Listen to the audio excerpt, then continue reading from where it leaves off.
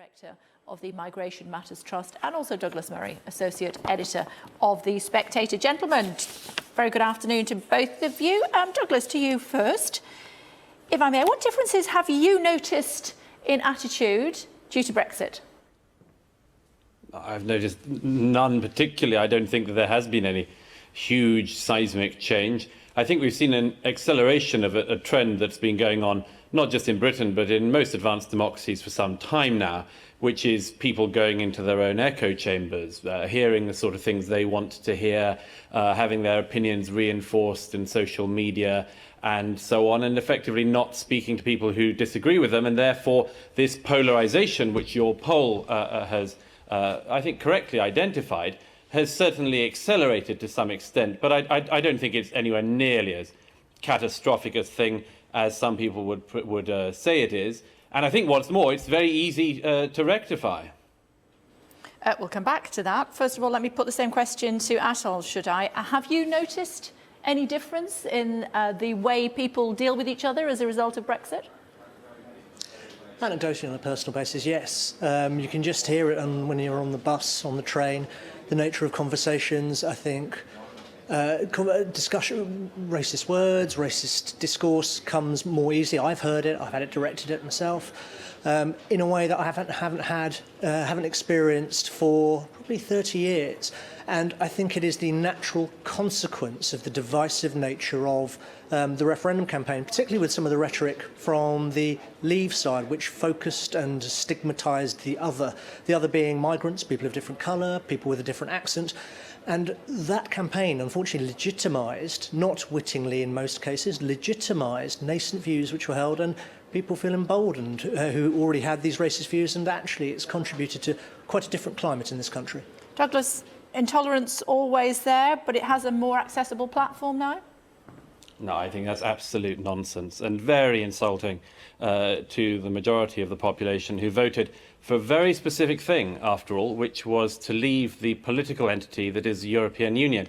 Now, plenty of people would like to mix these things up, and it's enormously politically advantageous for some people that whenever they are on the back foot in any political campaign, such as a campaign for Britain to remain in the European Union, that they can associate everybody who disagrees with them as effectively being racist or giving rise to racist feeling and so on. I think it's an appalling slur on most people in Britain. I travel on trains and buses. I don't hear people using racist language. I've never heard it. I don't hear it now. I don't think anyone's more accepting of it now if it were to occur. I think it's always been deemed something you can't do, and I think that it is outrageous to pretend that because the majority of the British public, when they voted last June, said that we would like to leave a political entity over which we felt we did not any longer have sufficient control, should be smeared by association as being racist or anything like it. It's an appalling thing to do, and you only have to wonder whether people would be doing this if the vote had gone the other way, and the question answers itself. OK, Atul, you're obviously on very different buses and trains to that Douglas travels on. Well, perhaps. I would suggest I make 2 points. One, the massive upsurge in racist incidents reported to the police, the upsurge in reports more broadly in the government's figures, and indeed as uncovered in polling such as yours, gives a quantitative basis to what a lot of people are experiencing and feeling. And I'd respectfully would Douglas draw one distinction between us, not just our politics, but there is a distinction of colour, and I would suggest to him that if he spoke with, if he was a different colour, if he spoke with a thick European accent or any accent whatsoever, he might find his train journeys and his bus journeys a slightly different experience. The problem with this is that you go around in a circle, don't you?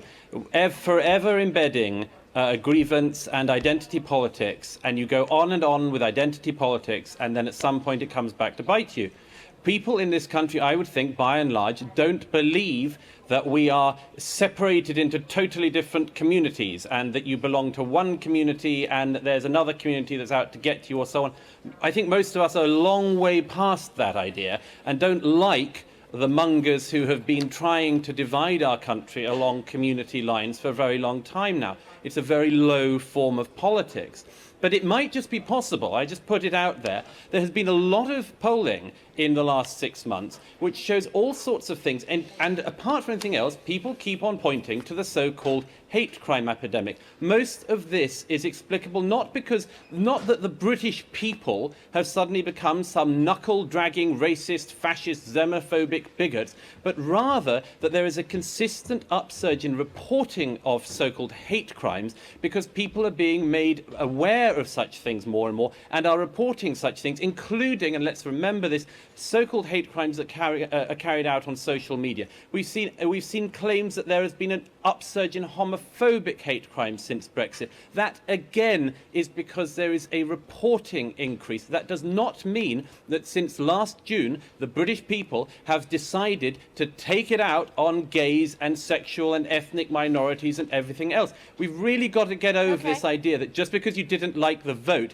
you can claim that everyone has suddenly become a bigot. But I take it back to my question, Atul, perhaps you could help me with that, and whether or not people feel that they have been given a platform as a result, a more accessible platform as a result of Brexit, or whether it's some other reason. I think it was the nature of the Brexit campaign, where the focus and stigmatisation of the other is at the heart of the politics. It's inevitable, the consequence that flows, which is that people who held nascent racist beliefs, prejudices, feel emboldened, empowered to state them publicly and to raise them publicly. And frankly, it is insulting of Douglas to suggest that this is just made up. Between June 2015 and June 2015 and September 2016, there was a rise in over 2,000 racist incidents. Now, the approach Douglas has suggested, which is to sort of airily wave it away and say it's just troublemakers, it's just professional complainers, is exactly why problems like this arise. And only when this sort of prejudice is condemned, as it should be, directly and confronted, can we move on to a better, a more insane debate? And I would say this: it's not about Remain and Leave. Okay. It is about condemning actions which are absolutely despicable. And I hope Douglas would do Stand by, that. Douglas, you can come in. Go. Yeah, but everybody is condemning actual racism as we would condemn actual violence and so on when it happens. You and I are agreed on that. But when you say it's not about in or out, leave or remain, of course it is. You just made it so. You directly related what you say is an upsurge in hate crime, which I think is explicable by the fact that reporting of all such incidents keeps on going up because people are being made aware of them and are being encouraged to report such crimes. You directly related that to the majority decision by the British people to leave the political entity that is the EU. If people like you keep on calling everybody who disagrees with your own politics racist, I can assure you that the division which we all lament will only get a lot worse. Okay. Why don't we, instead of doing the name calling, actually get on to discussing our country's future? Okay, Douglas, you started, so Atul, you can finish quickly if you would. I'd like to correct Douglas on one key point. It wasn't the decision of the British people that has led to this upsurge in racism and hate. It is the nature of the campaign. The decision itself is a political decision, and it's fine. It has economic consequences, it has political consequences, but it is the nature of the campaign, the inflammatory rhetoric, which creates a context for this sort of racism. You just think we voted the wrong way. You just think we voted the wrong way. Yeah, well, he's entitled to his opinion, as indeed are you, and thank you very much indeed both for sharing it this afternoon. Hopefully we will speak to both of you again soon. Thank you very much indeed for joining us. You're also... You didn't frankly have the balls to put country before party.